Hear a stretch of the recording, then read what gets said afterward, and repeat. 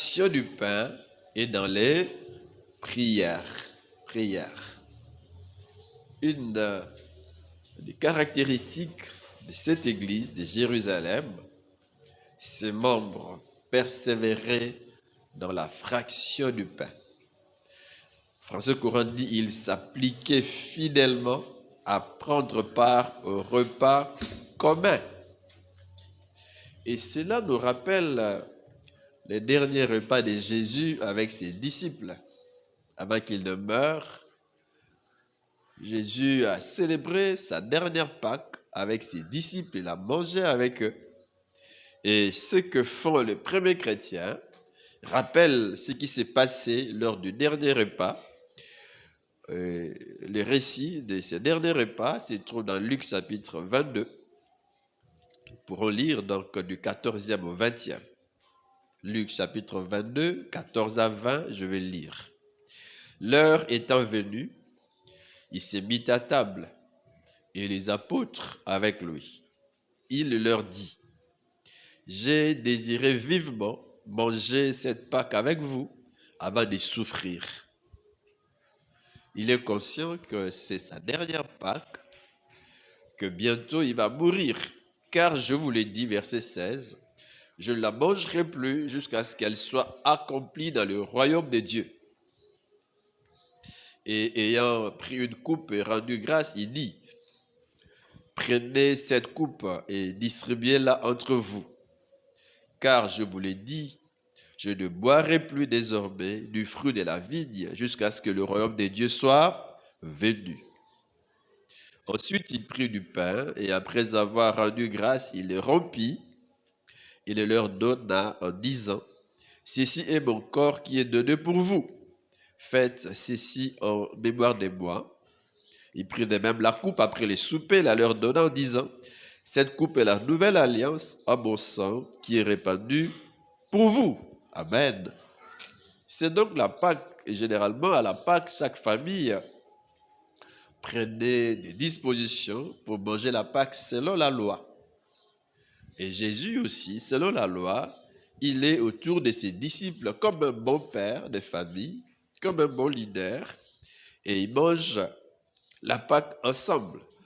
C'est après le repas pascal, ou si on peut considérer ce que Matthieu dit, on dirait pendant qu'il mangeait, selon Matthieu, selon Luc, on dirait que c'est après le repas pascal que Jésus va prendre du pain, va rendre grâce, le rompre et le leur donner en disant, « Ceci est mon corps qui est donné pour vous.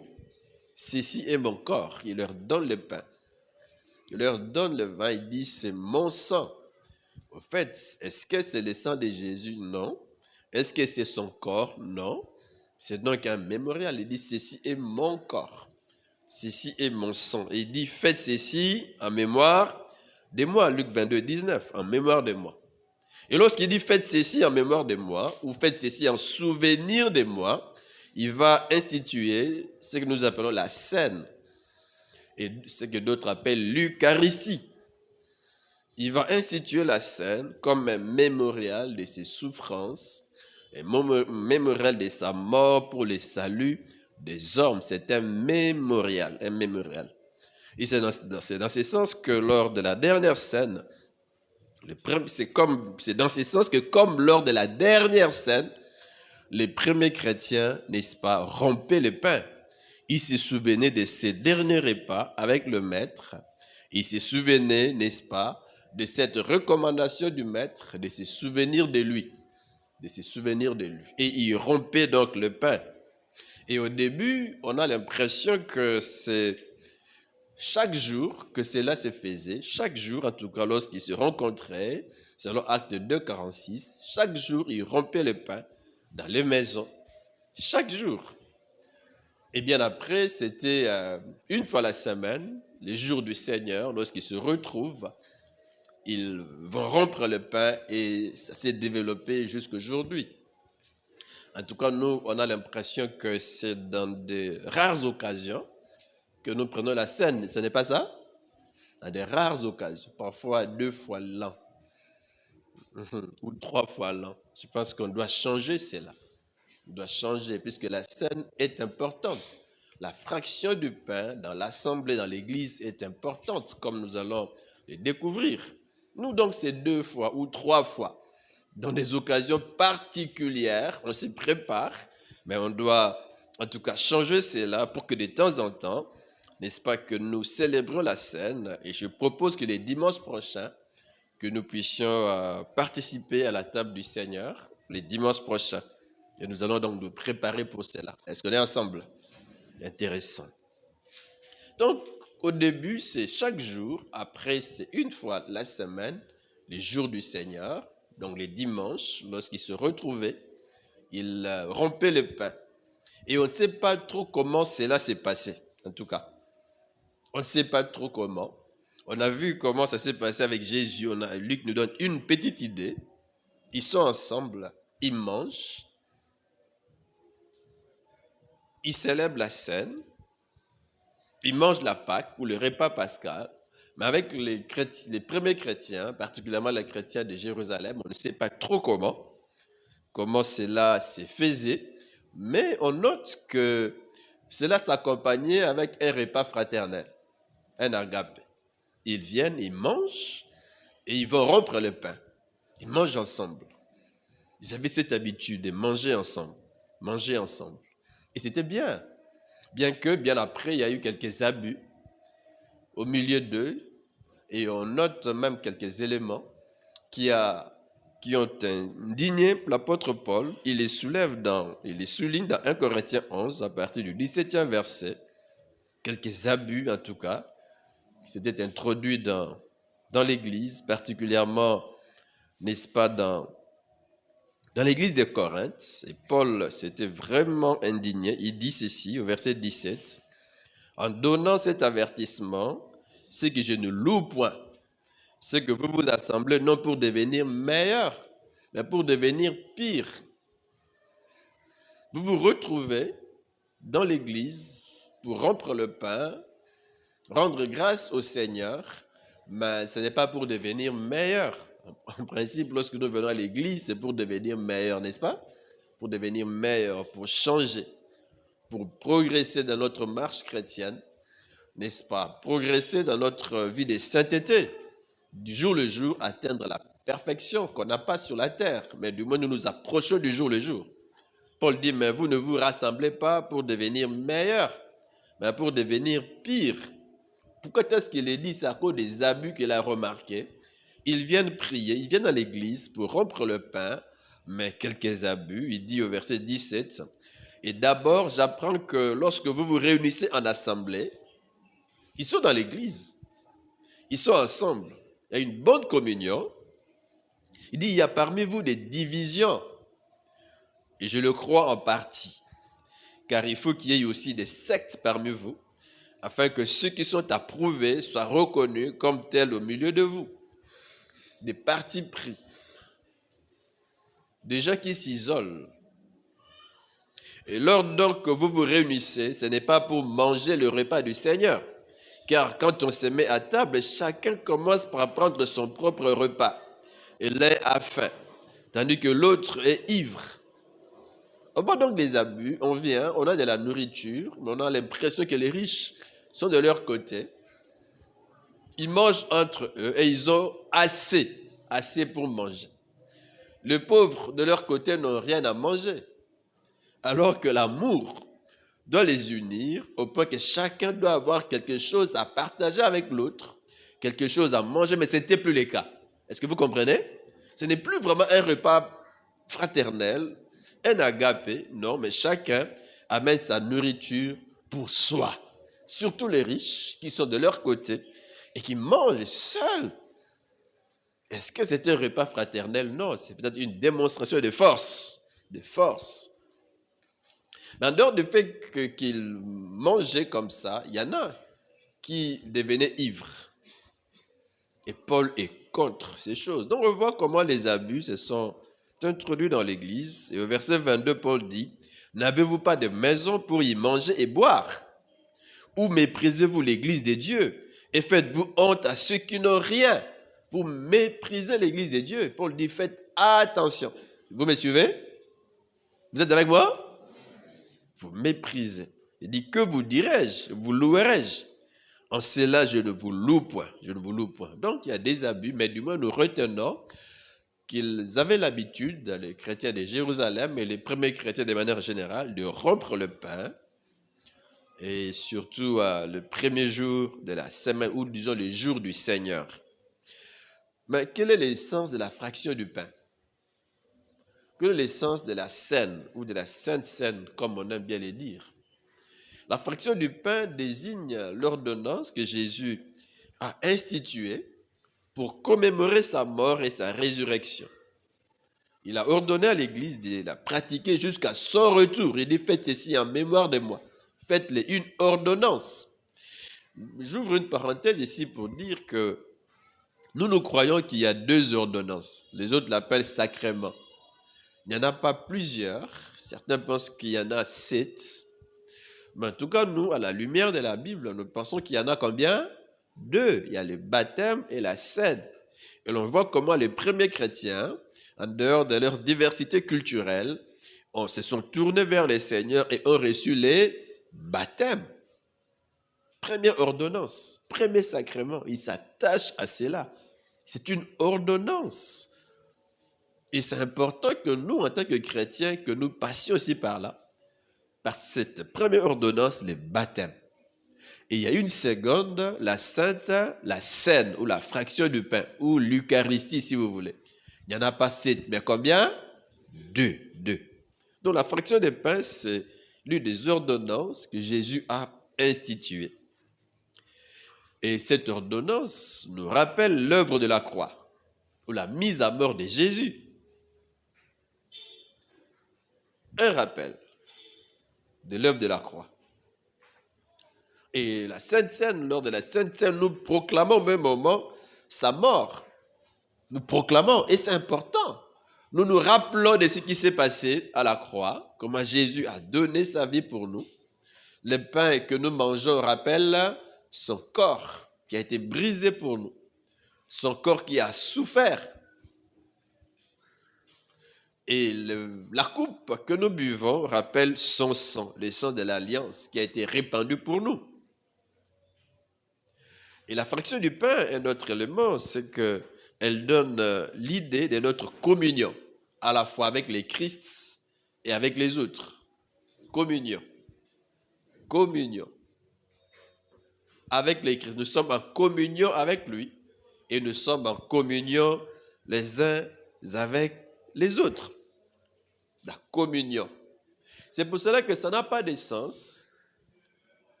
On prend la scène, mais on n'est pas en bonne intelligence les uns avec les autres. Ça n'a pas de sens. Ce qui prend la scène, j'ai dit, c'est un symbole de notre communion. Communion. Les uns avec les autres. Est-ce que nous sommes en communion? Est-ce que nous sommes en bonne intelligence dans notre département, les uns avec les autres? Est-ce que je suis en communion avec l'Église?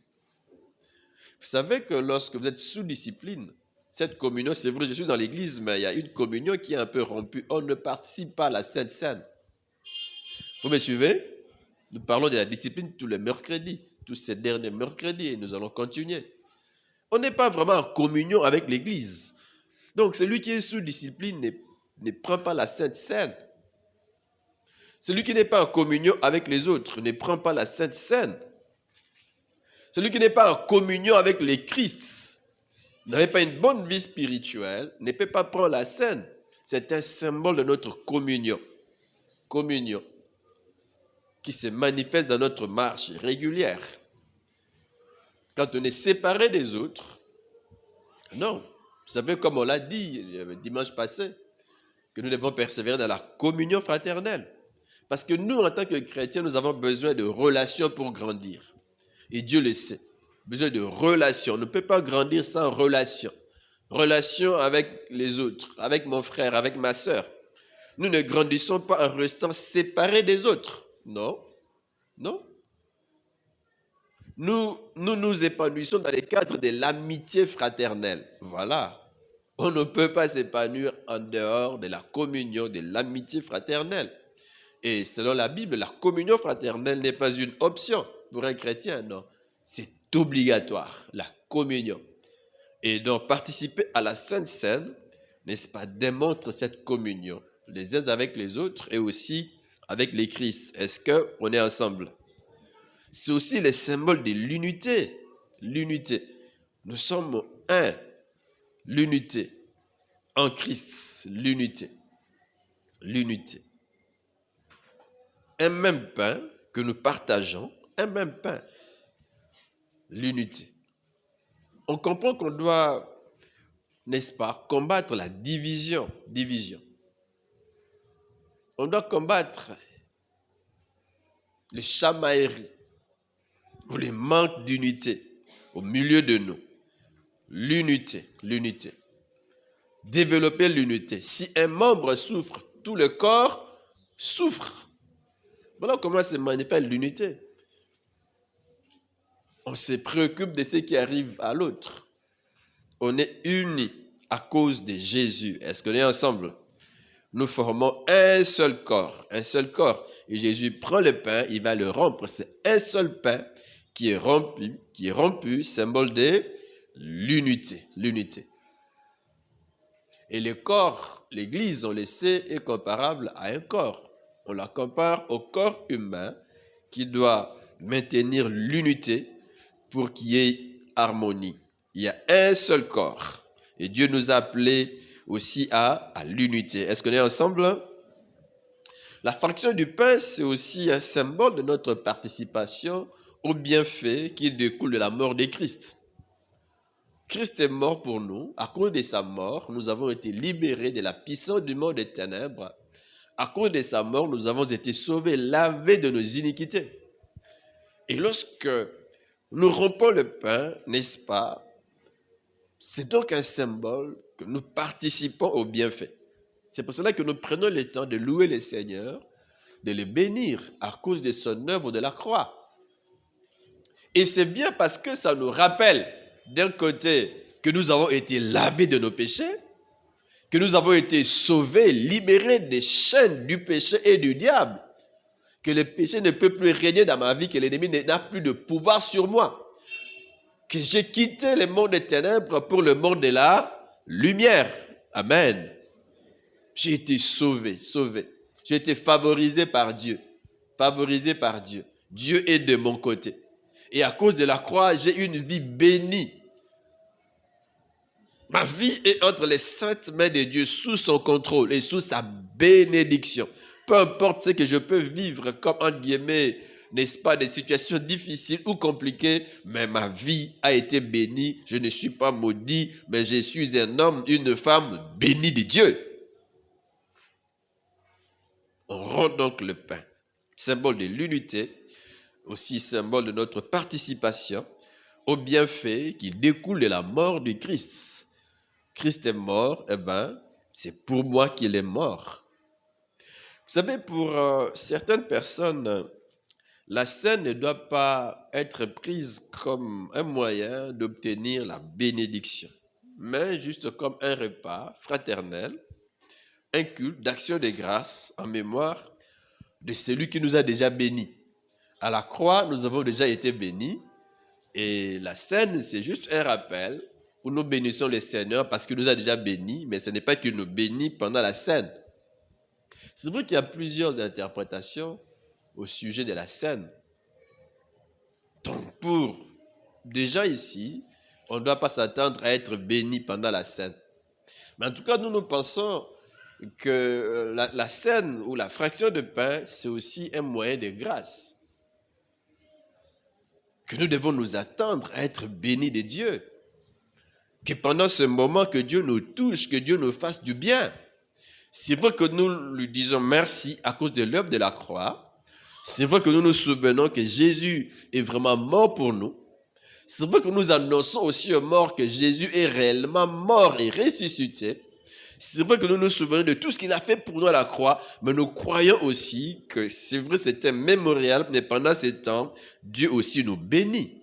C'est pour cela que généralement, quand il y a Sainte Seine, nous passons du temps dans la prière, la louange et l'adoration, et nous nous laissons, n'est-ce pas, sous sa direction, sous sa bénédiction qui nous touche comme il veut. Et moi, je crois que pendant la Sainte Seine, Dieu touche, Dieu bénit, Dieu restaure et Dieu fortifie.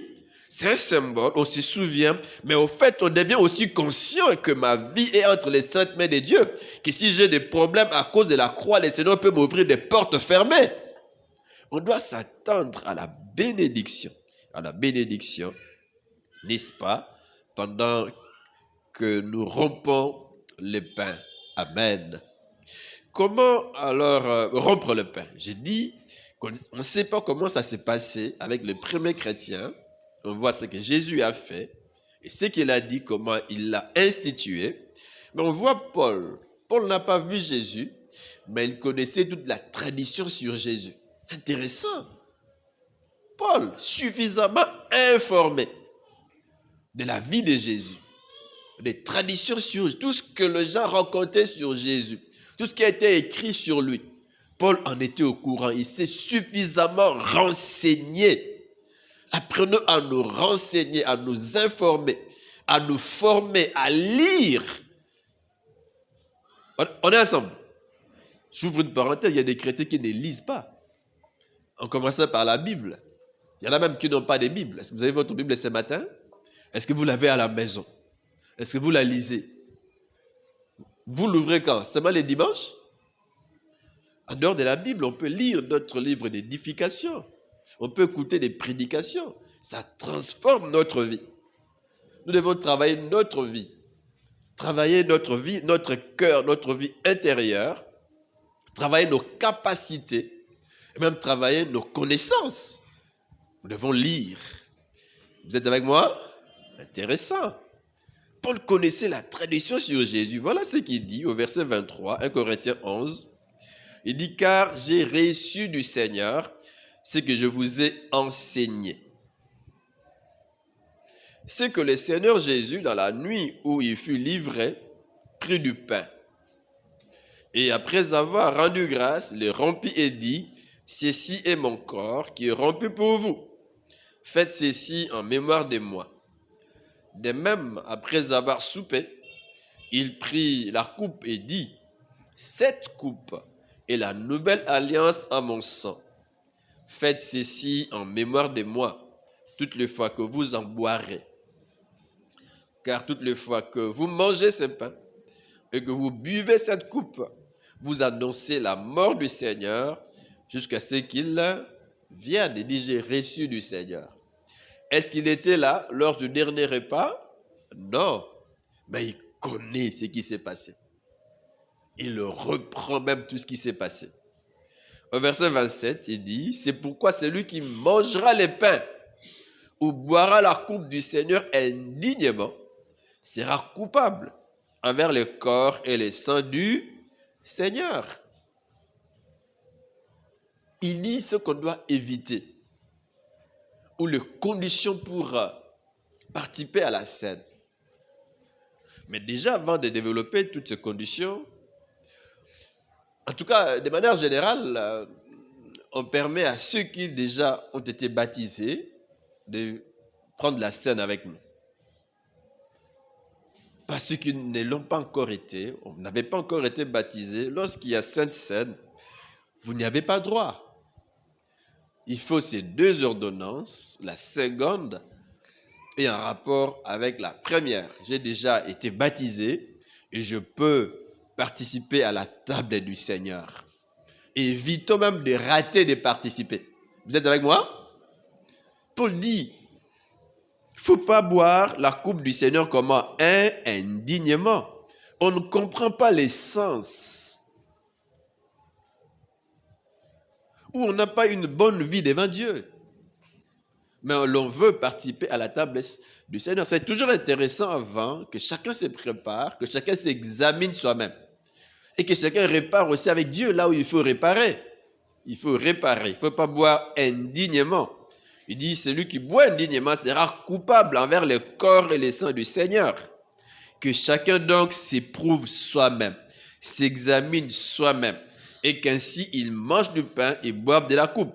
Car celui qui mange et boit sans discerner le corps du Seigneur, il faut les discernements.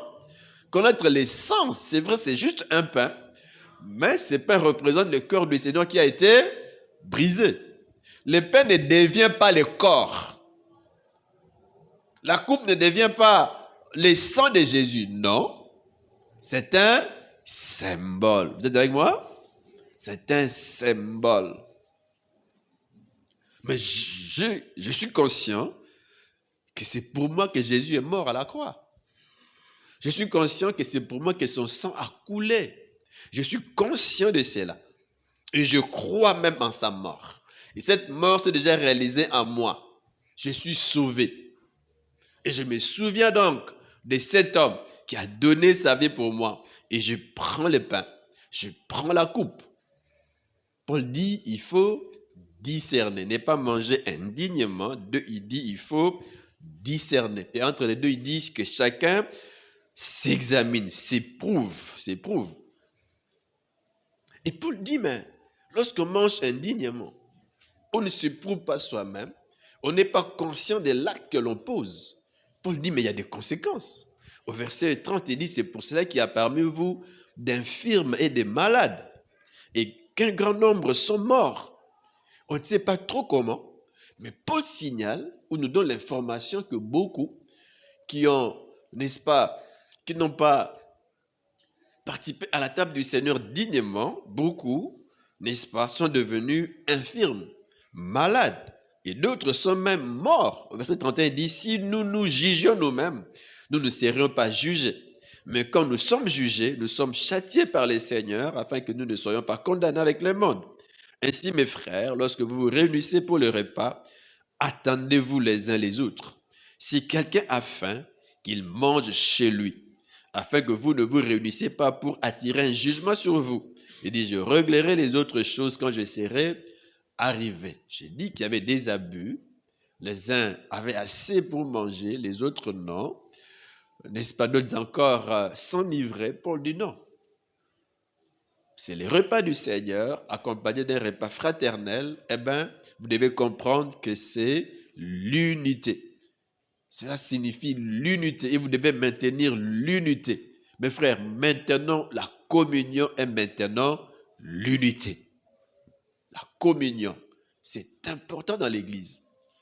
Donc l'Église est importante puisqu'elle nous permet, n'est-ce pas, de pratiquer cette ordonnance. C'est dans l'Église que les premiers chrétiens rompaient les pains.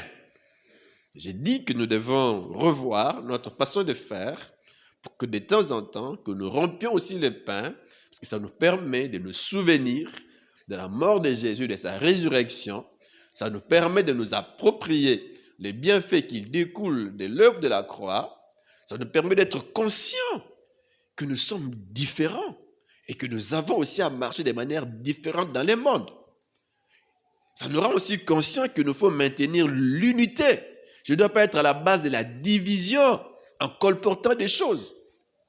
Je ne dois pas être à la base, n'est-ce pas, de la séparation dans l'Église. Que je dois être en ordre avec l'Église. Que je dois être en bonne intelligence les uns avec les autres. Avec les autres. Ça nous rend conscients. Amen. Je nous pose une question.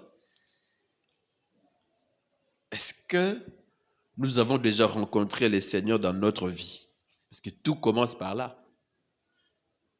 La scène, les corps, les pains qui représentent les corps brisés, le vin qui représente... Ici, attention, c'est un vin dilué. On dit que c'est le fruit de la vigne. C'est le fruit de la vigne, parce qu'il y a des gens qui disent, mais à la Sainte Seine, mais Jésus a pris le vin, c'est quel vin, c'est qu'on doit... Bon, c'est vrai qu'il y a tout un débat autour de l'alcool, autour du vin, mais je note que c'est du vin dilué. Et Jésus a dit le fruit de la vigne. Est-ce que c'est fermenté? C'est le fruit de la vigne et c'est du vin dilué. Est-ce qu'on est ensemble? Comme j'ai ouvert cette parenthèse, nous, si nous ne buvons pas, en tant que chrétiens, en tant que pentecôtistes, c'est une discipline. Parce que dans certains pays, même des pentecôtistes prennent un peu de vin. Mais nous, c'est une discipline que nous sommes imposés. Une discipline. Et l'on voit dans l'église, si vous voulez, on aura une étude biblique sur le vin, sur l'alcool, si vous voulez. Admettons que vous venez chez moi. Vous me trouvez en train de boire l'alcool, le vin. Qu'est-ce que vous allez dire? Ah, comme les pasteurs boivent, moi aussi je peux boire. Et si vous êtes dans cette chose-là, ça va vous renforcer, ça va renforcer votre conviction. Je peux devenir une occasion de chute pour les autres. Pour des gens consacrés de manière particulière, Dieu avait clairement dit, vous ne toucherez pas. Pour Samson, l'ange a dit, il ne touchera pas. Et pour des personnes particulières aussi dans Timothée, Paul est clair. Il ne doit pas être adonné au vin. Bon, à un certain niveau de consécration, nous aurons le temps de parler de la consécration. C'est un thème que nous allons, un sous-thème que nous allons développer. En tout cas, je suis en train d'y réfléchir. Quand je serai prêt, nous allons en parler tous les dimanches sur la consécration. À un certain niveau de consécration, il y a des choses auxquelles on ne peut plus toucher. On ne peut plus. Par principe. Est-ce qu'on est ensemble? Bref, les premiers chrétiens rompaient les pains et c'est important que notre église, si elle veut vraiment être une église, que nous apprenions aussi à rompre le pain. C'est un mémorial, un symbole qui nous rappelle ce que le Christ a fait pour nous. Mais chacun doit aussi s'examiner, se poser des questions pour savoir s'il est réellement passé par la croix. Est-ce que Jésus est réellement mort et ressuscité en vous? Avez-vous déjà ouvert votre cœur à Jésus? 2, en tant que membre d'église, est-ce que je maintiens la communion au sein de l'église? Est-ce que je maintiens l'unité dans mon département? Dans l'église? Est-ce que je suis un avec les autres? En communion avec les autres? En communion avec l'église? On doit s'en rendre compte. Que Dieu nous bénisse. Lèvons-nous pour la prière.